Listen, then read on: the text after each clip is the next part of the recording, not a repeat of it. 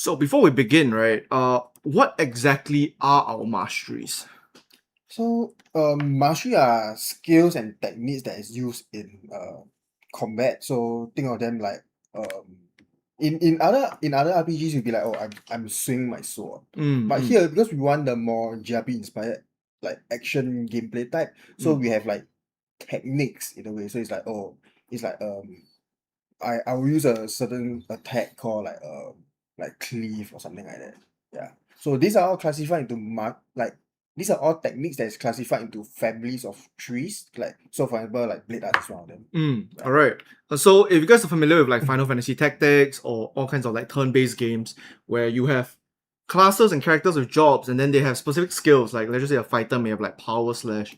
You may see this in MMOs as well. This is what the mastery system is trying to encapsulate, right? Where instead of having I buff your basic attack 7 times, I give you a new version of it or a different that might hit 7 times maybe, right?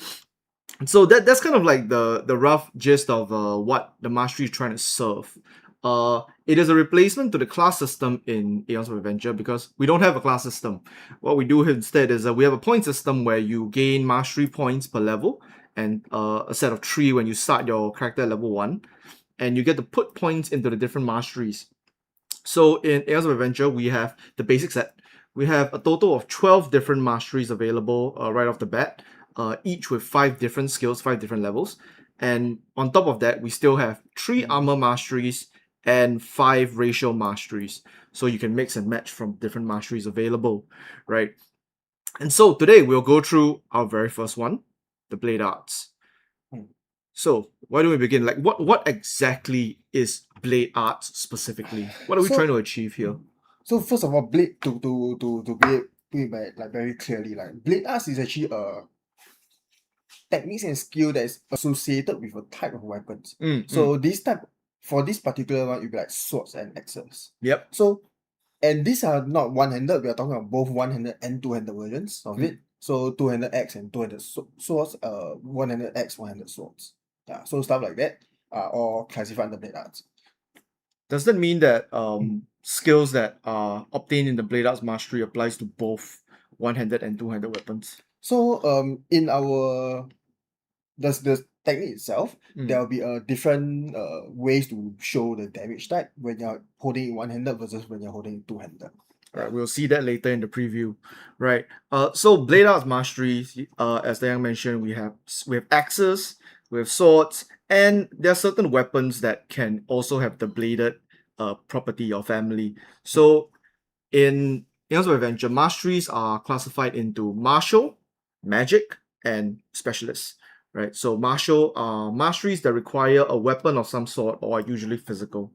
A magical mastery is one that is determined by the element or the family of the spells. And the last one, which is specialist, is given to all the categories that don't quite have a solid family that they fit under. So Bladearts is the mastery that falls under the martial category that deals with the bladed family of weapons, right? Well, not family. Yes, family of weapons. It's a very technical explanation. Yes. Yes. So when you get your hands on the rulebook, you might realize that some weapons may have a certain family and property types, and that is what determines whether they can use a Bladearts Mastery skill.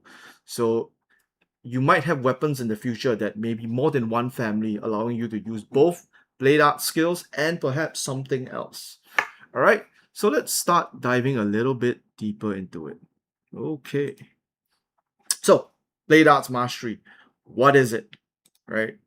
So we have this tiny little description over here that you're going to have to squint to take a little look at, right? But I'm going to read it out for you.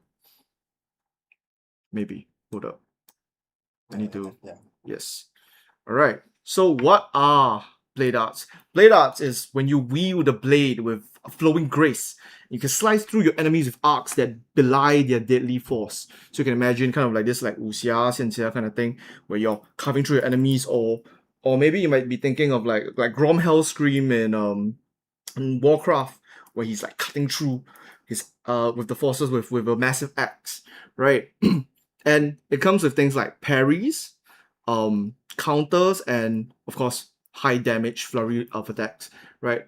The blade arts that we're focusing on in the basic set is more catered towards the archetype of faster strikes rather than big heavy blows, right? That's not to say that you can't do that, nor that we don't that we don't intend to do that in the future, but with the limited number of skills that we can provide in the basic set, that is what we are currently focusing on. And you will see this trend throughout the different mastery deep dives, where they typically have one or two kind of core aspects that we're trying to really hone in on, and we keep those aspects at the lower level so that you can mix and match the different masteries. Right. And so, with the basic set, Blade Arts come with 5 different skills, and you can see them over there. They're Reave, Quick Slash, Deliverance, Mighty Throw, and Riposte. Now you can imagine what these things are gonna do based on their names alone, right? But what's more interesting is what's that on the left over there? What's Blade Art rank?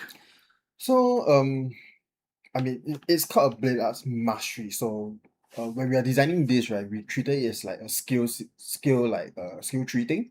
So this what that means is you have a progression in it. So for example, like Bladearts rank 0 means you can get it without any prior investment. And for example, Bladearts rank 1 requires a single point investment in the mastery itself. Yeah, and so on and so forth lah. Alright, so Bladeart rank is actually the required rank that you have, basically. Right. So Reave requires you to currently have a 0 rank in Blade Arts. And how do you rank up your Blade Arts? So I mean we have with every level up and stuff like that, right, you get this thing called mastery points. So when you spend a single mastery point and pick up a certain skill, they will give you one mastery one point into the tree where it increases the rank instead. And so besides this, right? So this is what this thing is actually snipped out from the rulebook itself. So this is something that you might see for all of the masteries in the rulebook. The wording is not final, but this is what we have currently, right? And so on top of the type of skills that you have there, and then a rough description of what the masteries are, it also comes along with this is not a class. This is a recommendation of different masteries that will allow you to achieve a certain type of fantasy, and they're just suggestions. So, for example, in this case here, we have like the Slayer, and the Slayer is you can think of from Hellscream from Warcraft, right? So he's this guy, he barely wears any armor, he's going around and he's cutting through the enemies, he's whirlwinding and stuff like that. So if you wanted to create a character like this, the suggestion that we have here is, okay, you can take Blade Arts as a mastery and Cloth Armor as a mastery and combine them together. Whereas, for example, the second one could be something more like more anime JRPG kind of inspired, where you have like this flaming swordsman kind of mage knight thing, and because of the skills that are available in both the Flame and the Blade Arts Mastery, by combining the two masteries along with the heavy armor one, you're able to achieve this fantasy of being this magic knight who's wearing heavy armor and a flaming sword, right? So, just to be clear, these are suggestions. These are not rules. You don't have to follow them. They don't provide you any special bonuses for doing these things. They just sound cool, So, right? Adding on to that is like these are actually just ideas that is these are examples that we are showing, right, to stimulate like your imagination into what fantasies that is very very very achievable here. So we're trying to stick to like one pretty default ones and something that is like quite unique and specialized, like that you can't like almost play anywhere else. Something like that, yeah. Yep. So that was the direction we had with these examples. Yeah. So this you can think of it as like a safe one, sort of like your barbarians, your wizards, your archers, your rangers, and then the other one's kind of out there, right? Yeah. To put it lightly. Okay, and so let's go on to our very first skill. Okay, and our very first skill is Reave. So what's Reave? How do I read this? How do I even begin to read this skill right here? So this is actually what is also shown on the rulebook lah. Correct. So similarly, all this information will also be reflected onto the cards itself. And how do you read it from a stat block point of view is actually when you look at this, right, you have your name of the skill, then the text of the skill, what we call text. So like strike, it's a melee blade and versatile. Then it also tells you what type of skill this is, which in this case is a technique. Mm. The cost, the mastery requirement, the actual requirement, as well as the cost, like the combat cost. Yeah. Yep. Then right after that is all the effects, so like the damaging portion of it. Right. So previously Right before we jump onto the effect, let's get the top part clear first. All right. So we have name, obviously, right? Reave is the name, and then we have tags. So tags are you can think of them as like weapon properties, but then the properties are for the skills instead. So in this case, the properties of this skill is a strike. So what's a strike? A strike is where it's traditionally an attack roll. So you roll and then you hit the opponent's evasion. So that's what a strike means. You'll see that the trend with Bladearts is most of the things are strike related because it's more of an active, like against the opponent kind of playstyle, or at least that's what we're supporting for now, right? The second thing is that this is a melee skill, so a melee skill requires a melee weapon or something that is able to do a melee attack, right? And then it has blade. So blade here represents the actual family of weapons that's required to use the Bladeart skill. So this can be an axe, this can be a sword, and the property of blade itself is also on the weapon. So that's something that doesn't need any guesswork. If you have the weapon, if you have the weapon card, blade is on it as well. And versatile. Versatile means that it is able to be wielded with either one or two hands. So you can hold it in a single hand with a shield, you hold it with two hands and swing it, right? And so that's for properties and tags, right? The second thing is a skill type. So techniques are a category of skills, right? So skills have many different types. You have passives, you have ratios, you have spells, and then you have techniques. And there's probably some others I'm not remembering right now. But techniques is something that generally requires no spell casting, so it is not a spell, right? And usually is reserved for non-magical means.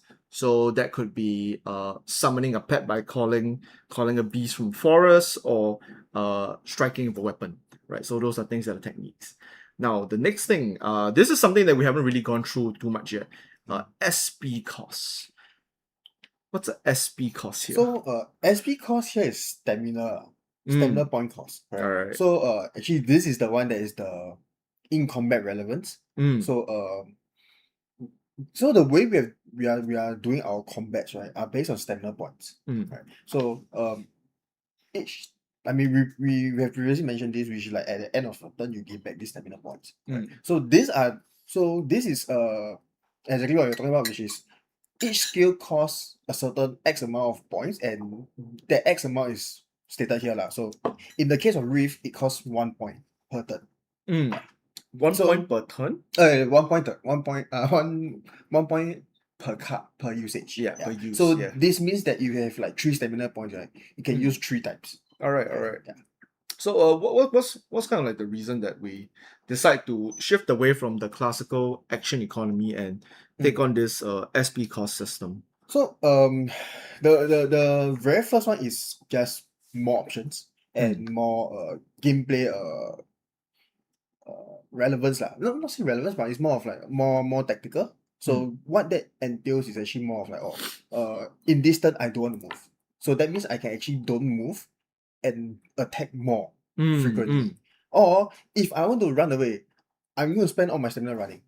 Right. So using the example just now which I mentioned is like you have 3 stamina points. This means you can run away for 3 turns. Like you can use 3 stamina points worth of movement to run away. In a single turn. Right. Yeah. So you can think of that kind of like the dash action in bonus action in Dungeons and Dragons and stuff like that, where let's just say you already used your move action and you still want to move and you're not doing anything else. You're not gonna attack, you're not gonna do this, you're not gonna do that. You just want to move again. Right. With the stamina point system, you can do that, right? And that means that you're able to repeat actions if you like, which also means that combat goes, it can go pretty fast in a single turn. There's a potential for combat to be slightly swingy, but that is counteracted by a bunch of other factors that we might touch on later, right? And so SP basically allows for more tactical options here, where you can plan out your individual SPs more specifically, and it also solves one of the problems, which is a reaction, right? Which is when you react, sometimes it uses like a reaction, and then oh, why can't I use this thing even though I didn't use the reaction this turn, X and Y and Z. And so in Aeons of Adventure, when you use a reaction, it just uses your SP, depending on the reaction that you're using. And after that, after you have used your reaction, the following turn, you don't have that stamina point anymore. So that's kind of like the balancing act that we're doing here. That is actually tied to the rule set of because you gain your stamina at the end of your turn. Correct. So that's the reason why. Yep. Okay. And so the next thing is blade requirements. Oh, mastery, right? So mastery, as we mentioned just now, it's the rank of your mastery. And then blade requirements, yes, you require to wield a blade when you're attacking with it.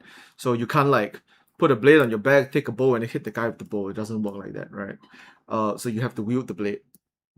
Okay, and MP cost. So MP here is not mana points. Yeah. It is mastery points, right? And this determines how much points you have to spend to learn a skill, right? Generally, most skills are going to be 1 point cost because that's the lower most level stuff. the lower level skills are all going to be 1 point cost. As we get into the higher level parts, then mastery point can the mastery points cost can fluctuate a little bit. Also, it also will not say skill, but it will reflect how powerful or how latent the skill is. Yep. In what I meant by that is like maybe for example, using an example is like a normal Reave is like 1 mastery point cost, so it does like 3 damage, right? And then maybe in the future there's like a super Reave that costs like maybe 3 points, and then it's like doing like maybe 12 damage. Wait, but doesn't it mean that like if I put a point into Reave, right, then next time there's super Reave, I can't. I've wasted this 1 point, no? Not necessary. So there's a way to respec in a way. So I think that we'll touch on like much later lah. Yeah. Right. So there is a mastery point respec system. Yes, you can rearrange your points, but you can't remove the mastery. So once you've taken Bladearts, you're Bladearts forever, right? Unless you make a new character or you die, right? And dying is not that difficult. All right. Oh wait. So okay, before we jump onto that. All right, let's go on to the meat of the skill. All right. So the effect. Okay. So we know that Reave is a strike, and we know that you're supposed to hit the guy. So what do all these things below mean? What are all these brackets and reds and blues and stuff? Actually, what you just explained, all like with the text and everything, is actually very well explained here as well. So it's very clear in telling you that it's a melee weapon strike. Okay. So melee is reflective, melee. And then weapon means it's like a weapon, right? And a strike means you're physically striking. It's a strike, yes. Right. So that is everything has been thought out with that in mind. So you can read this effect and you can basically I don't need to second guess anything. I read this, I know what I need to do or what I need to achieve this. Right? Yep. So moving on, dealing everything in a cone. So yes, and then dealing 3 (4). So this is tied into the fact to just an explanation of like the versatile component of it, which means the one-handed and two-handed version. So one-handed is the one that's not in the bracket, and two-handed is when you're wielding the blade with 2 hands, right? You're doing the damage that is in the bracket. Yeah. And icons wise, for this graphic side, the red heart is damage, like health damage, and the broken armor looking thing, the blue one will be like armor penetration. Yeah. Okay. So before we get into the effect, like the actual effect of the attack, right?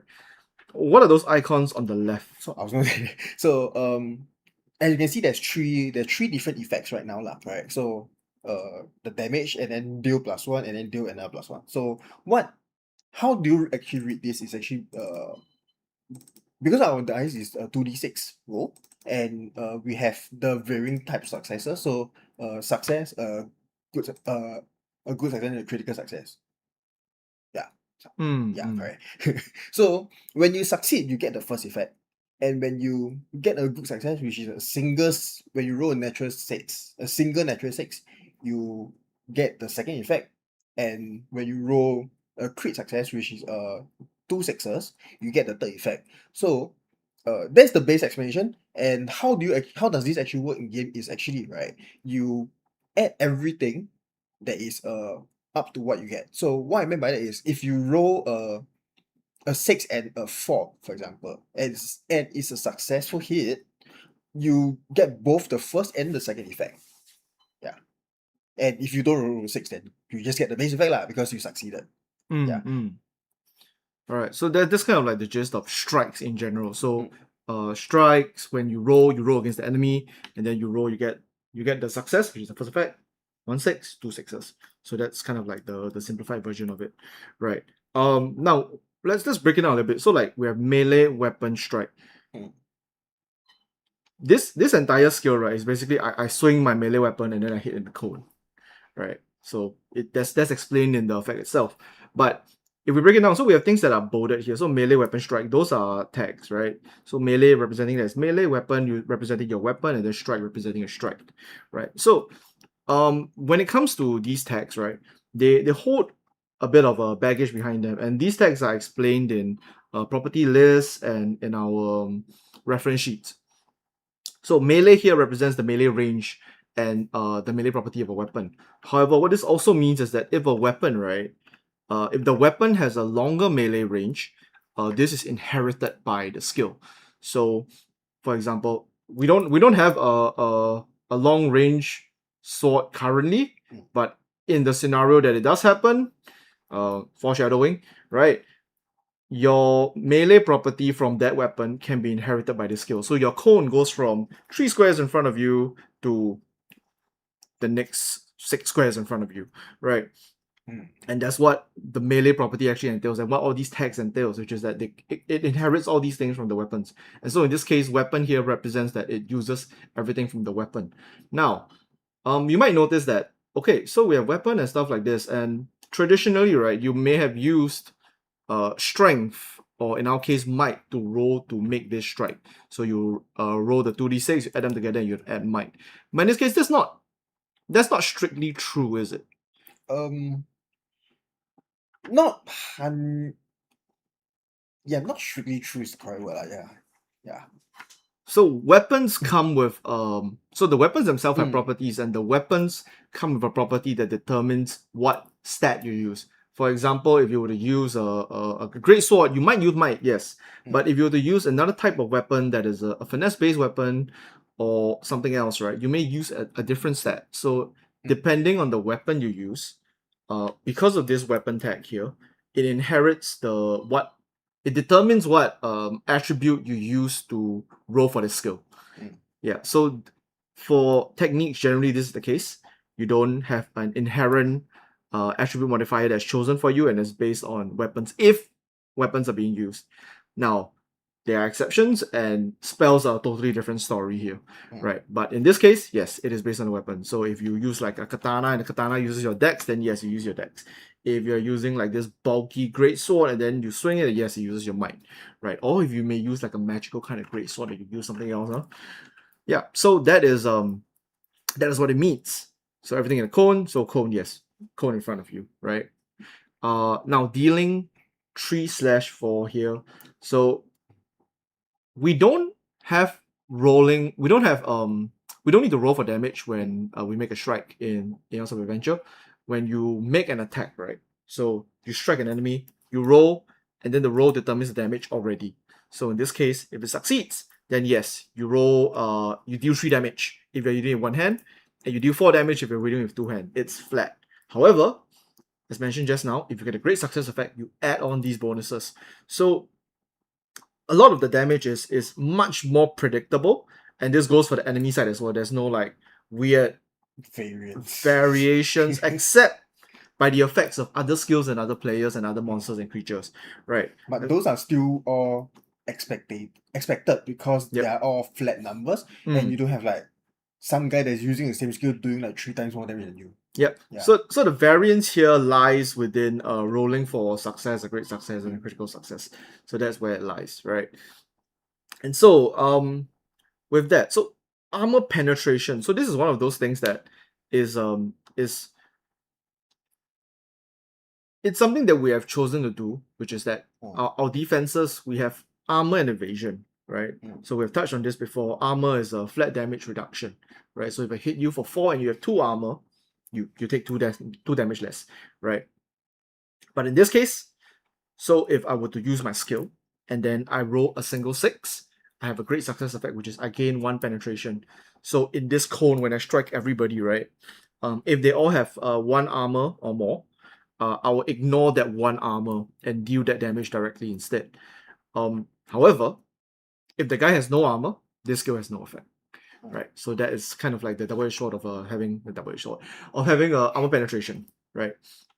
And so the last critical effect is you deal 1 more damage, right? And so that is the basic skill. So imagine, okay, so right now we have Bladearts, right? And Bladearts, you're using a sword and an axe, and your very first skill is an AoE cleave, right? And that is kind of like one of those things that we really wanted to push the fantasy of a mastery to as low of a level as possible, so that when you start picking up skills from the mastery, right, you immediately start feeling like, oh, you know, this is the thing, right? This is how this is the fantasy. The identity. Yes, the identity of the The thing. identity of this set.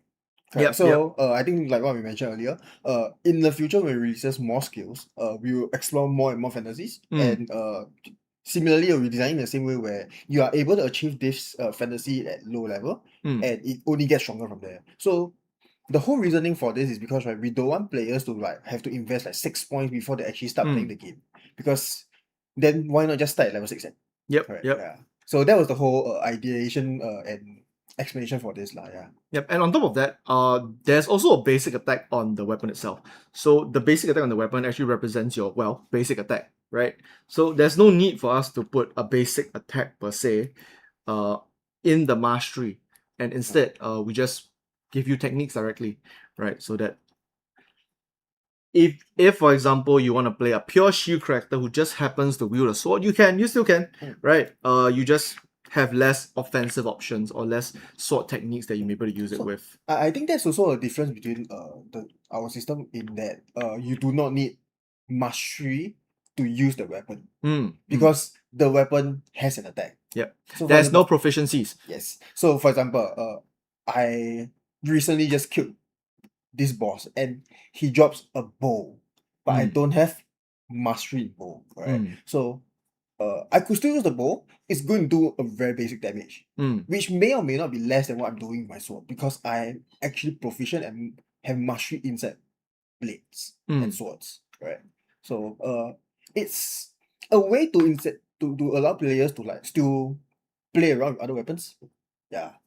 Right. I mean, on top of that, when you level up, you have a mastery point, right? If you haven't spent all your mastery points in different masteries, you have the option to actually just pick up the mastery itself. But that is limited by the amount of mastery points that you have, right? So it is there's a bit of a balancing act right not there. only mastery points that you have, but also by the number of trees that you can have at in total. Right. Yeah. You're limited to a total of 3 core masteries, which encompass all of the offensive ones here. Right. So that does not encompass defensive and armor ones. Shield is offensive. We'll get to that. Okay. And so let's move on to our next skill, Quick Slash. What is Quick Slash here? That is a much bigger number right there. Yeah. Smaller now though. Used to be really big. Way stronger this skill. Yeah. So Quick Slash is actually it's actually when you distill like when you look at every other game, what is a person wielding a sword doing?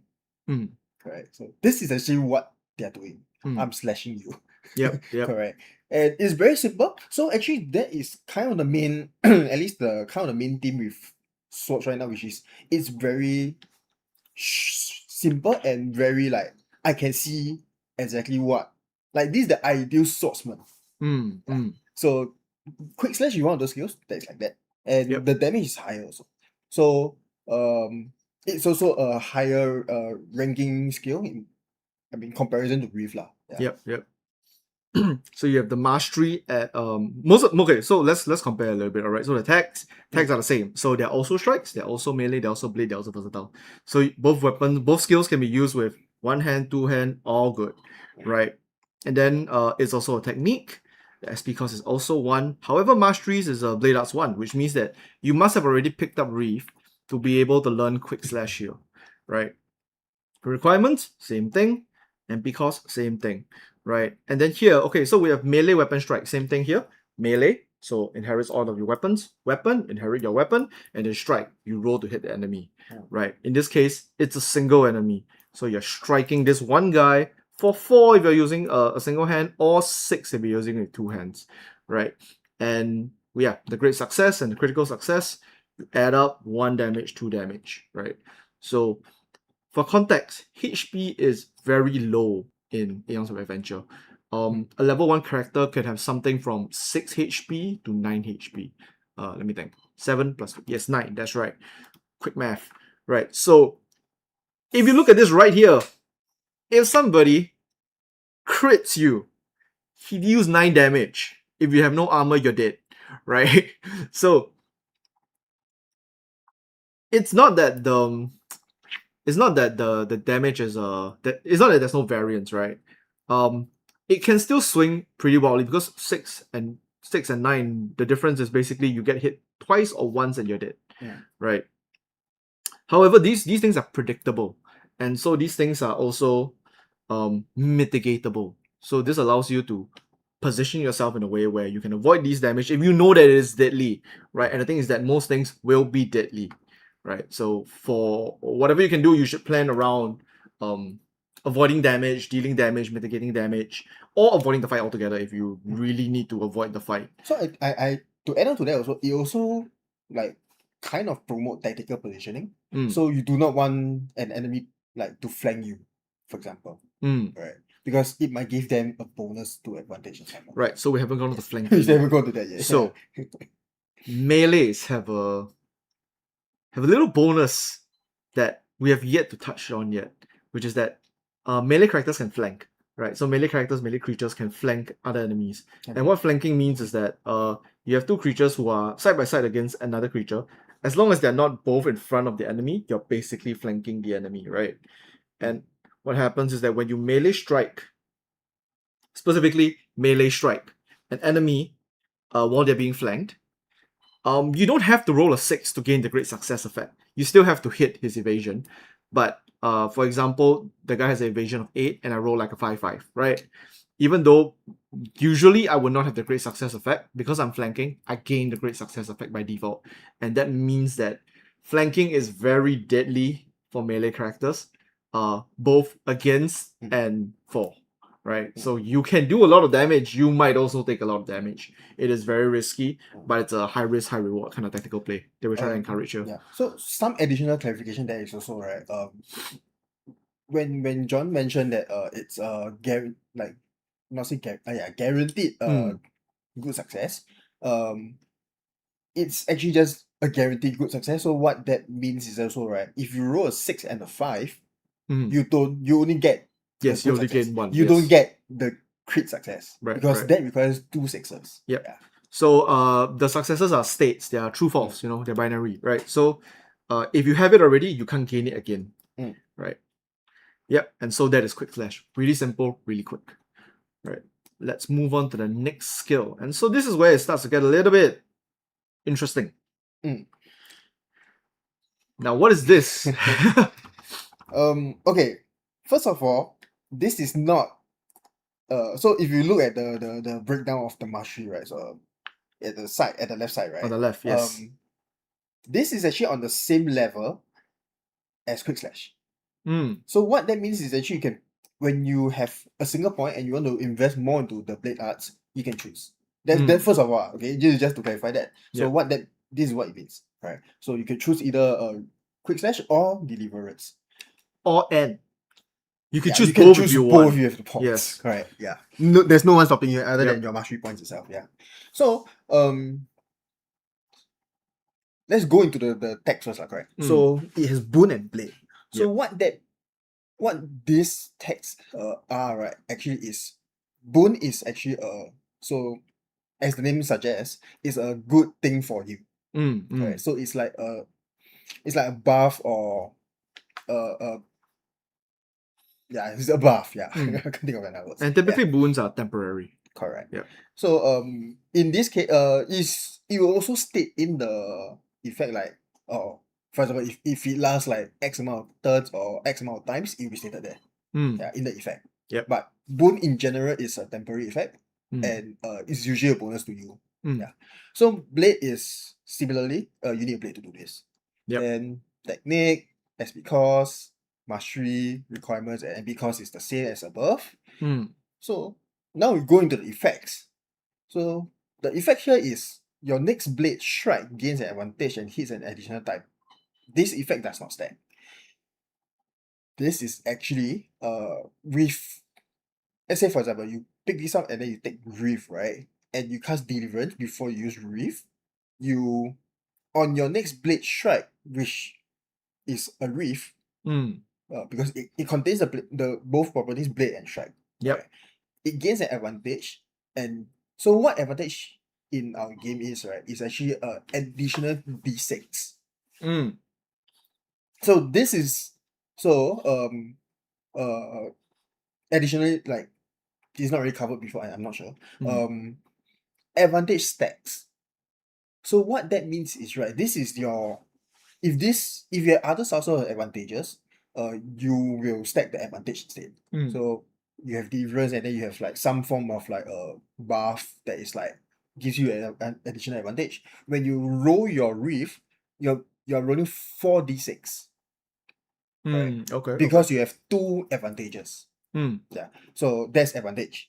And then you hit an additional time. So what that means also is that you just hit an additional time, you don't have to roll again.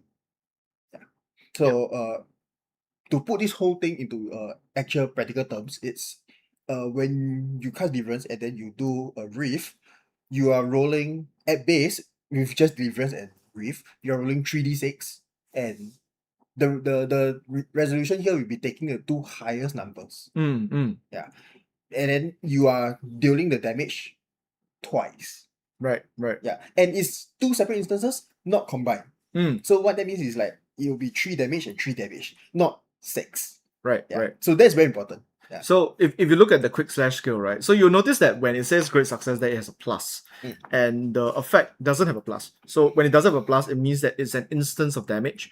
And with a plus, it adds on to the instance. So that single hit now does 1 more damage. However, in Deliverance case, I hit twice. So it is whatever that number was, and I hit it again without the strike. So I make 1 roll. So when it comes to advantage and disadvantage, right? Like advantage and disadvantage cancels out each other. So if you gain an advantage die and you gain a disadvantage die, it cancels out each other. So whichever is higher, so whether you have more advantage dice or whether you have more disadvantage dice, that ends up being whether you have advantage or disadvantage on the roll. So this applies to every roll, not just strikes, right? So giving like a very extreme example, right? Like you have 3 disadvantages. Yeah. So what that means is you roll like 5d6 and then take the 2 lowest. Right. Similarly, if you have 3 advantages, you'll be rolling 5d6 and taking the 2 highest. And in a scenario where you have like 3 advantages and 2 disadvantages, you're rolling with 1 advantage, which means, right, you're rolling 3d6s. Yep. Yeah. So numbers. Right. So I think like some of the guys who are more math savvy, you know, like if you're familiar, like this is not that different from just using your skill twice, isn't it?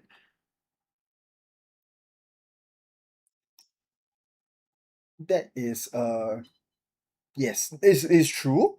However, in the future, right, where the cost is cheaper, it might be more worth. For example, that, and you don't have to roll twice, which means your second attack might fail. Foreshadowing. Yeah. We'll get to that later. Right. So on top of that, there's one more factor here, which is that yes, it hits twice, right? Which also means that modifiers apply twice. And we have enchantments and imbuements that are not available in Bladearts, but do add on this kind of like stacking on hit effect style sort of thing. If you're familiar, like when like in a MOBA, like what do you call it, Dota or League of Legends, you have attacks that add on flat amounts, and when you attack faster and faster, you know, these things can get pretty strong. So this is one of those things that we're adding here, and this applies to cleaves as well in Reave's case. And I want to like reiterate this point where because we are putting these skills low, right? It's actually to help you achieve that fantasy faster. Yep. Yeah. Yep. So this is one of those skills that's why is it like you question why is it so low? Mm. Yeah. So you can imagine, like, if you were to play like a sword and shield character, right? You could have put 2 mastery points into sword, pick up Deliverance and Reave, and then you can start putting points to your shield. And the whole time you're able to do your double cleaves while you're still holding up your shield and doing your shield moves that we have not gone through yet. Basically, not sandbagging. That's right, right. So these are some of the things that enable you to do more options at the start, right? And we don't want to put them at literally like the 0 point because some of these skills can get pretty powerful. So we have to stagger them a little bit, which which we'll see later, right? And so that's for Deliverance. Well, fun fact. So Deliverance used to be like the same skill with Quick Slash. Like they were combined together. It used to be the good success of Quick Slash. Yeah. So no, I think that was not the strongest point about Quick Slash back then. The strongest point was it was a level 0 skill. Yep. So Yeah. Quick Slash and Reave used to be in opposite positions, and Quick Slash used to have the effect of the great success effect of Quick Slash being you use the attack again, which is madness. It was madness. It was way too strong. I think it was doing roughly the same damage. Like 4-6. Yeah, pretty close. Somewhere around there. I think maybe like the crit was like low or something like that. But the biggest cost is that it was 1 SP, right? So you can imagine if you have 3 SP and you're just there and you're swinging at the guy 6 times every single turn, like it was getting a bit out of hand, right? So now it's still strong. It's still very, very, very strong, right? But it's much more manageable and controlled, right? Yeah. I don't have to bloat the enemy's number now. Yeah. So this is one of those like outlier things that we had to adjust with. Yeah. Any type of like multi-hit multipliers are pretty scary. Yeah. Especially because we are designing with the fact that we are like doing like a team buff or like a single player buff kind of situation. Yep. So you might have this sword guy which is like super buffed up, like crazy amount of like advantage, crazy amount of flat damage bonus, and then he slaps you one time, you just like disappear from the world. You just slash him and then like multiple cards come out and then he just disappears. Right.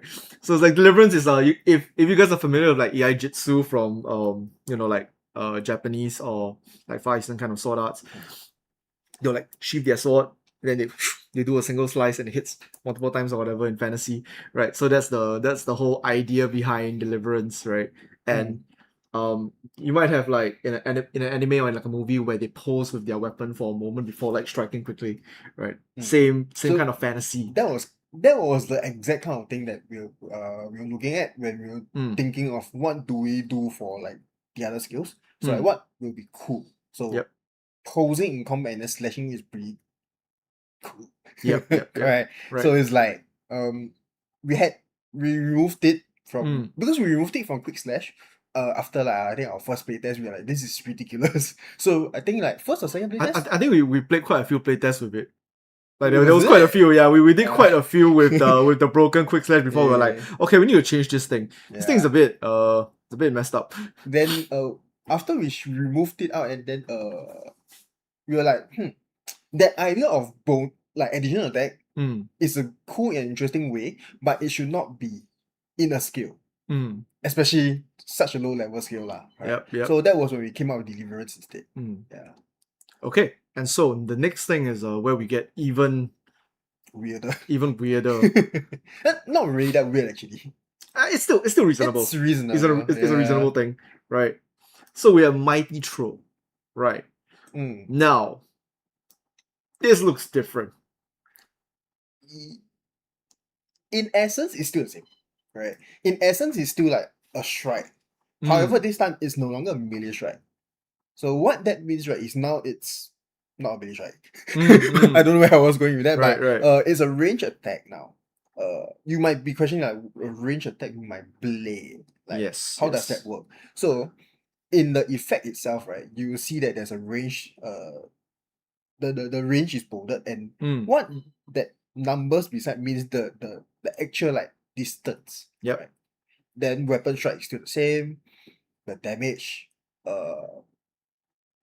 Then the next few things, right, are kind of long, but it's the essence of what the skill is, which is like it's disrupting. It's kind of a disrupting strike in a sense. Right? So like you are striking at the guy so that they are breaking their concentration. Yeah.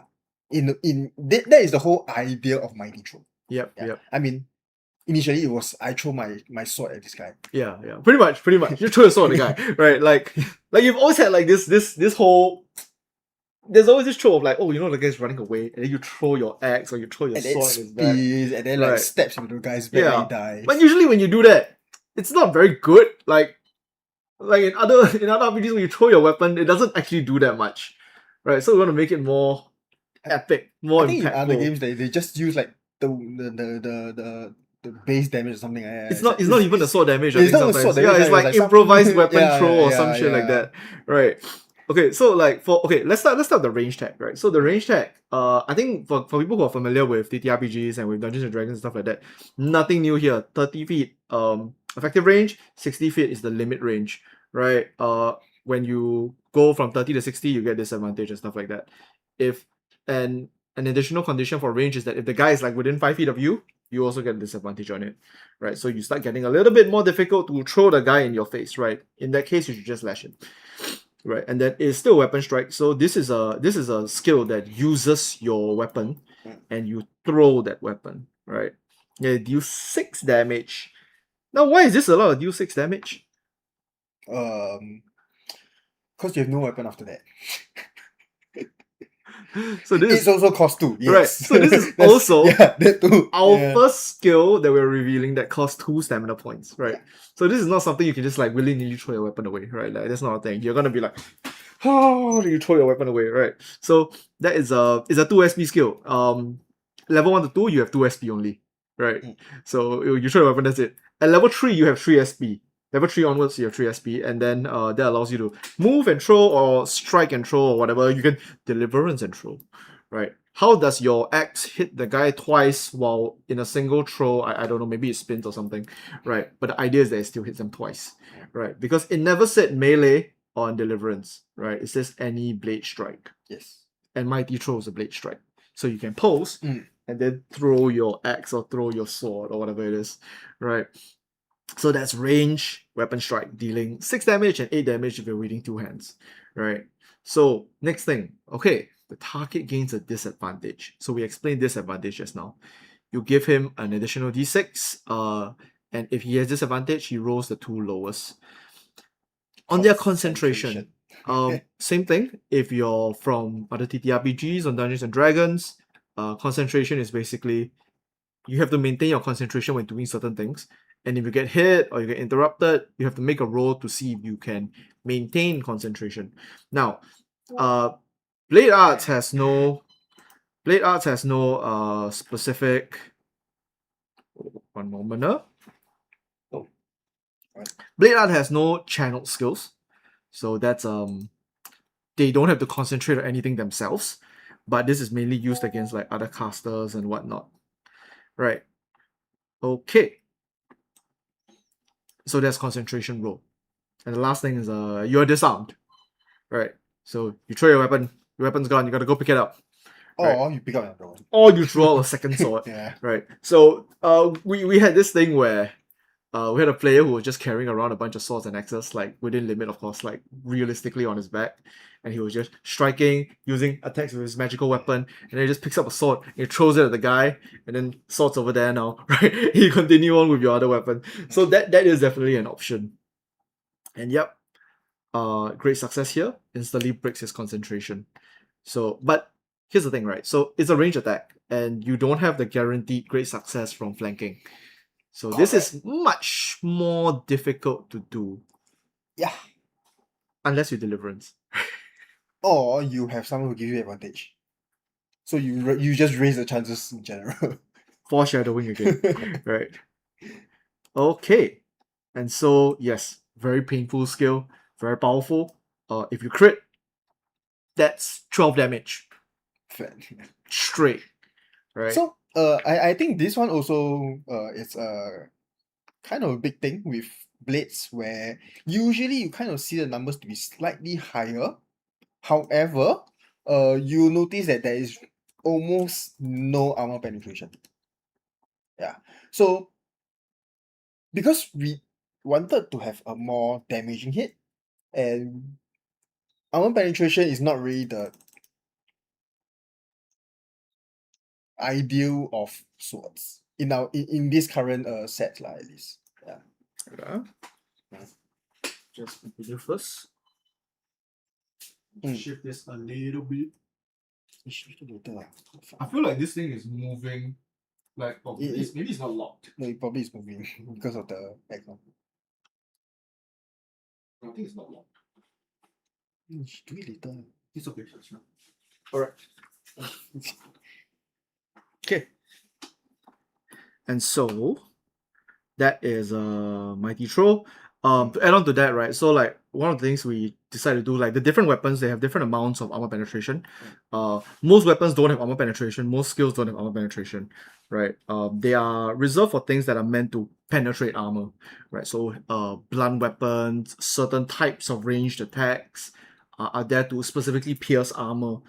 But generally, especially for blade arts, you're going there to cleave through a bunch of enemies, go after this one guy, savage him to death, and then just like bail out, right? And be a threatening force, right?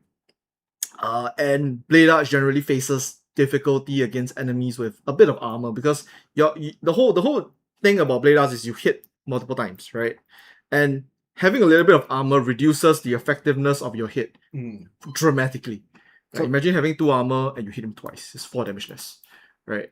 Especially on Reave. Yep. So it's a armor here is pretty powerful against blades, which makes sense if you have blade and a blade hits you, not as useful unless you stab the guy, right? And we have stabbing weapons. Okay, and so we shall go on to the very last skill in blade arts, which is a riposte. Not sure if I said that right, but yes, riposte. So riposte is another unique one. You can put it in the same category as Deliverance, right? Where it's not a strike. Rewinding that back a bit, right? So when we first created this tree, right? These skill trees, right? Blade Arts actually only had Reave, Quick Slash, and Mighty Throw. It used to be Toss. Yeah. It used to just be called Toss. I throw my weapon. Yes. You throw your weapon at the guy. Yeah. So Riposte and Deliverance came like later when we were like trying to fill out as well as like make it more complete. We wanted to level up the masteries. So we wanted to put in what are some fantasies that really encapsulates being a sword master, blade master. Right? And Riposte was one of them. Yeah. So Riposte looks even more different than Deliverance. What was Riposte? The key difference here, right, is I think just now you mentioned we have reaction. Yep. So Riposte is the reaction skill in the Blade Arts family. Right. So what that means is this skill you usually do not use on your turn because it's a reaction. Right. So it's usually used on an enemy turn, which means you could technically, if you are going first, you could use all your stamina for about 3 stamina, right? So you quick slash the guy like 3 times. Then when it ends your turn, and then when it's the enemy's turn, you are able to riposte 3 times. Technically. Right. So it depends on what you do with it.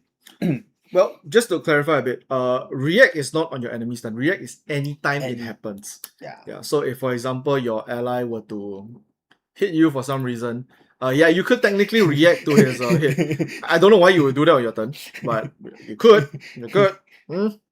Maybe there's a new strat where I hit my own guy like 5 times. And then I chain the damage out. Sounds like a shield thing, but may or may not be a thing. There might be some tech there. Yeah. Currently, I don't know, man. Yeah. Riposte is kind of more specific in that it's not immediate. It's not a flat like you react and slap the guy. In this case, it's like you react with an attack that is cheaper. Correct. So for example, in the wording here, right, it's -1 SP cost of a blade arts technique. So what it means, right, is for example, if I react, I could react a quick slash. And quick slash currently costs 1. Right. So you might ask, is it free now? yes, it is free lah. Correct. In the description, it is. Right. However, if you try to throw mighty toss your weapon, mighty throw your weapon, sorry, now it costs 1 instead. Yeah. By the way, yes, you can repost an arrow. So for example, like someone shoots you from afar and he's like whoo, and he's within 30 to 60 feet of you, right? So that's the caveat, right? If it's a strike. If the arrow somehow is not a strike, then no, I can melee strike and blast. Oh yeah. So an arrow, so a strike, yes. But only melee blast. You can't avoid like a fireball. Like a fireball comes, you can't repost him. But if the arrow is a strike, yes, you can. So he flies by, he misses, and you're like, I see you. And then you throw your mighty throw. Yes, that works. Right. At a -1 cost. So you cost 1 stamina point instead. Right. Wait, have you gone through trade? Oh, yeah. So so there is another thing that's important also, which is this is the only trait. Yeah, this is the only trait here lah. So what trait means, right, is actually it's just a passive. Yep. Yeah. So traits are things that are always active lah. You can choose whether you want to do them or not, but they are generally always active. So in this case is that when a strike or melee blast misses you, now what's a blast? It's not, we don't have them on blades here, but blasts are basically when you dodge an attack. It's a saving throw in some other RPGs like D&D, right? But think of it like AoEs. Yeah, so generally AoEs or dodging like conditional effects, those are all blasts, right? Resistance effects. So blast is usually rolled by the receiver instead of the perpetrator. So in Riposte's case, it's okay, like someone uses like a cleave against you, that's not Reave. Or he uses Reave and it misses, also works, right? And you manage to dodge it. And you're like, whoo! And then you prepare, right? So you can either go into Deliverance and then wait for the next one, or you can go straight into a quick slash. It also works. Or if you get hit twice, you can Deliverance and then quick slash the guy for free, right? So it's all options. These are all tactical options that you can make. That you just have to kind of observe your stamina cost a little bit, right? In this case, it's all free here, but it also does play into the fact that what type of armor you wear, you might not want to take Riposte. So for example, Riposte is something that requires the enemy to miss you. If your evasion is very low, Riposte is not very useful, right? So for example, if you were to wear heavy armor, your evasion is typically going to be about 5.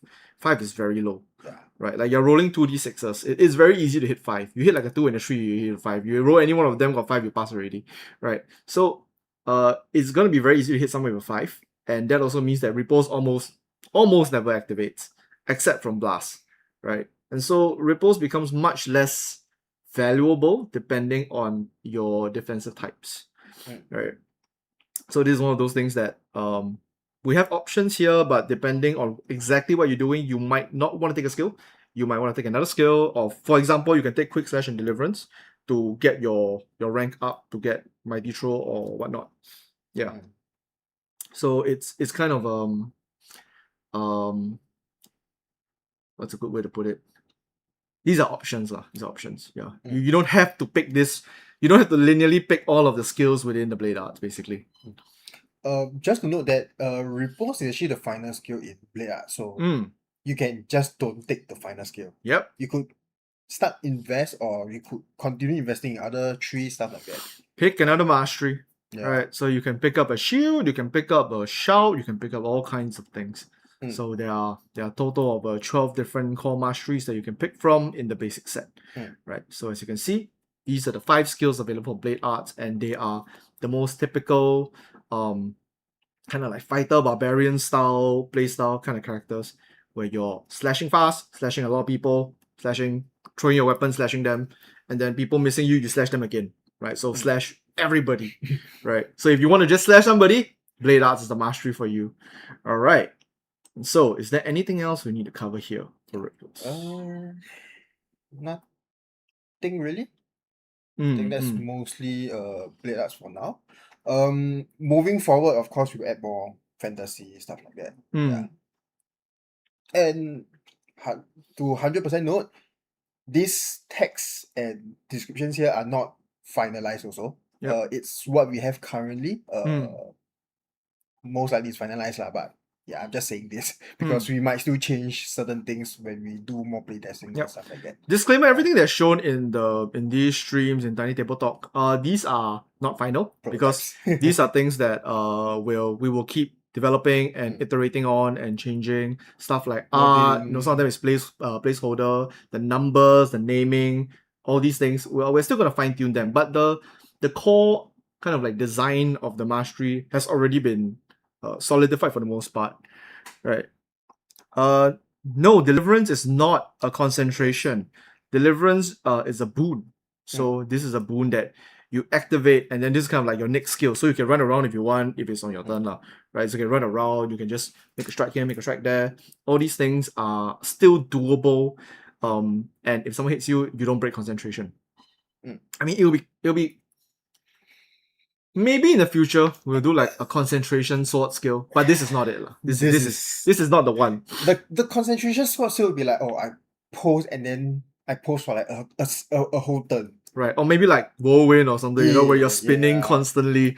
Right. So something like that. But this is more like okay, I activate a stance. State of mind. Yeah, it's a stance to put it. Yeah. So the stance would strike. Oh, okay. There are stances. So this is not a stance. This is not a stance. Right. I'm not gonna say that. Yeah. So this is a buff. Yeah. Right. And so so that is what the Bladearts Mastery is. So just to go through everything again. So Bladearts Mastery, you use swords, you use axes, one hand, two hand, and then your whole thing is to go in and be a slayer, slash through everything, cut through people, and there are some counter attacks. There are some high damaging moves, and this is the character that you want to do damage as a melee character, right? Against low armor targets. I mean, you could attack the high armor target. You could. No one's stopping you. Just not as effective. Yeah. Just not as effective. But damage. Right.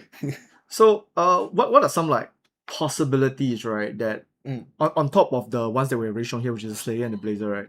So what are some like other common combinations that you might have with the sword? You have your Guardians, which is like sword and shield. Yep. Correct.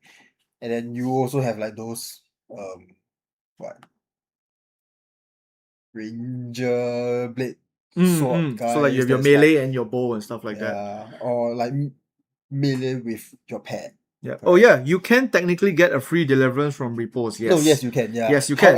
However, this is where Deliverance, the second line, is very important. It does not stack. Yes. So once you have activated Deliverance and then you Deliverance again, you just wasted 1 SP somehow. Yep.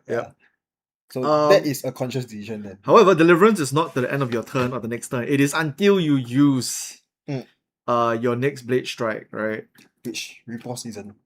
Yes, Riposte is not a Blade Strike. So it's your next Blade Strike. So for example, let's say someone hits you once, you Riposte, and then you Deliverance, right? And then you Riposte another attack somewhere, or it reaches your turn.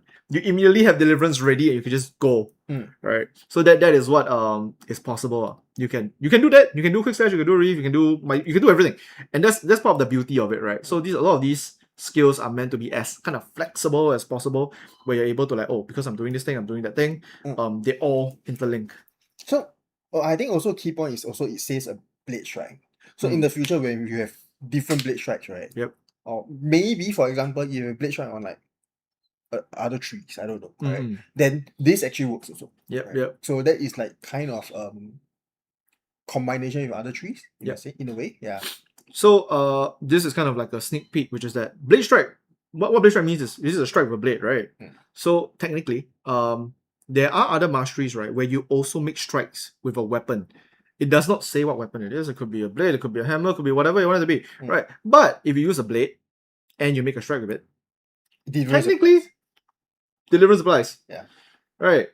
However, Riposte doesn't allow you to use those techniques. So you can use Riposte only on Bladearts techniques. Correct. Yep. So that's kind of like a little sneak peek into our Cleric Paladin, which is their very first skill, allows them to use any weapon to make a smite. Yeah. Right. So that means that technically it is just a melee weapon strike, but it doesn't have a required specific. There's no weapon. Requirements. Yeah. Yep. Well, the requirement is you must have a weapon. But, wielding a weapon. Yeah. Any weapon. Yeah. Right. Weapon, so that's a little sneak. Yep. And so that is So yeah, you're saying there was like sword and shield, and then you have like the rangers, you have the bows and the swords, and then of course you have your spell blades, which is like you have your axes, your swords, and then you're also casting a spell. Maybe you enchant your weapon. I think quite specifically here we put fire, right? Yeah, we put fire, but it's not only fire. So you could do like ice. Yep.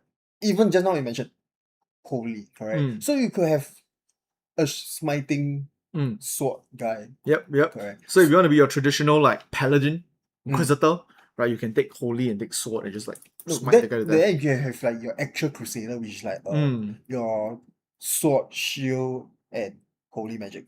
So that just nice fits the 3 mastery limit also. Yep. Yeah. And what that also allows you to do is that, let's just say you have picked up sword and you picked up holy. Now sometimes you don't need so many points in a sword, so you can actually invest your points into holy. But in another scenario, you'll be like, oh, I don't actually need all of my holy skills currently, so I can lower the number of points inside and put them more into sword. So at any point in time, depending on your level and your mastery points available, you can kind of rebalance your swords and your masteries and whatever other masteries you have, right? So you can rebalance all of your points across them. To reiterate that, you cannot spec out of the mastery though. Yes. Yeah. So you still have to have mastery in holy, in all the things that you have picked up so far. Yep. Yeah. Unless you make a new character. Yeah, or you die. Right. Yeah. So that is the rough gist of it. So so some of the immediate, the most obvious synergies with Bladearts, right? So what we have just talked about are common fantasies and tropes. But let's get a little bit more mechanical into it, which is that the most obvious combination is, as mentioned, on-hit effects. So this can come in the form of magical weapons, imbuements, and enhancements. And so we won't go too much into imbuements and enhancements right now, but just know that they are basically things that I apply an imbuement or enhancement onto an item. Some are temporary, some are permanent, and these allows the attacks to have additional effects. And so that is the most obvious synergy on top of things that allow you to increase your evasion with riposte and stuff like that. Yep. And so, is there anything else to add? Nothing much. Like, this is truly the swordsman. Right. Yep. Yeah. And so very plain, very simple. You do exactly what it states, correct? There's no like condition into condition before I do like 20 damage. This is just I do 20 damage. Yep. Right? Yep. Yeah. And very simple, very easy to get into. Yeah. Also, it's not just swordsman, it's also axeman, right? Yeah, but typically swords, so, yes. There may be, I don't know, maybe in the future it's like there might be a specialization X and stuff like that. So you might see a tree in the future where it's more X feeling. So a cyclone may be X thing. It feels like X thing like this. Yep. But these are things that would still fit under Bladearts, but maybe the requirements may say wielding X specifically. Yeah. So that's a food for thought. Yeah. Right. But these skills will still apply because they are targeting Bladearts or like melee strike, stuff like that. Yep. Okay. And so with that is all for our deep dive on the Bladearts Mastery today. And so that is the first of the masteries. We will continue to review more and more masteries every single week. Tentatively, the date is not Friday. We will do it on either Monday or Wednesday. Either of them. We'll see whichever is more suitable. Right. But yeah, that shall be all for our 5th episode of Tiny Table Talk. And so I'm John. I'm Dayang. And so we're signing out, and I'll see you next time.